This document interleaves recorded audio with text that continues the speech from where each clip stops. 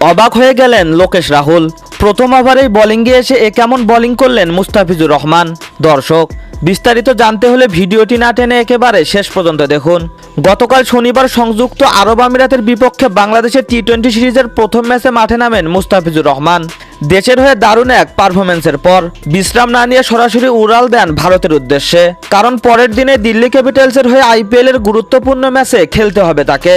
আজ রোববার রাত 8টায় দিল্লির ঘরের মাঠে গুজরাট টাইটান্সের মুখোমুখি হয় দিল্লি ক্যাপিটালস। টস জিতে ফিল্ডিংয়ের সিদ্ধান্ত নেয় গুজরাট।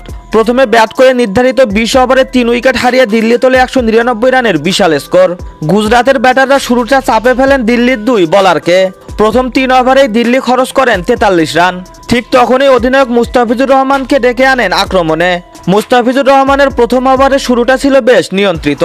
মুস্তাফিজ প্রথম বলটি করেন অফ স্টাম্প লাইনে। সাই সুদর্শন ড্রাইভ করতে গিয়ে বল ঠেলে দেন মিড অনের ফিল্ডারের হাতে। সে বল থেকে তিনি কোনো রান সংগ্রহ করতে পারেননি। দ্বিতীয় বলটি করেন শর্ট অফ লেন ডেলিভারি। ব্যাটসম্যানের প্যাডে লেগে বল যায় কাভার অঞ্চলে। 1 রানের জন্য প্রান্ত বদল করে ব্যাটসম্যান। তৃতীয় বলে এবার back of the lane delivery. Shubman Gill punch করে সুইপার কাভারের দিকে। সে বল থেকে আসে 2 রান।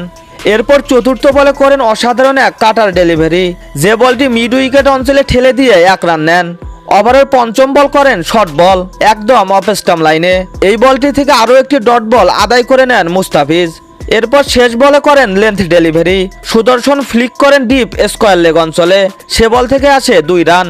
এই ওভারে মুস্তাফিজ খরচ করেছেন মাত্র 6 রান, দিয়েছেন 2টি ডট বল এবং ব্যাটসম্যানদের বড় শট খেলার কোনো সুযোগ দেননি। গতি পরিবর্তন আর কাটারের নিখুঁত ব্যবহারেই তিনি চাপে ফেলেছেন 2 সেট ব্যাটসম্যান শুভমান গিল ও সাই সুদর্শনকে। মাঠে নামার দিনে এমন দারুণ বোলিং করে প্রমাণ করলেন কেন তিনি এখন আইপিএলের সবচেয়ে ভয়ঙ্কর বোলারদের একজন।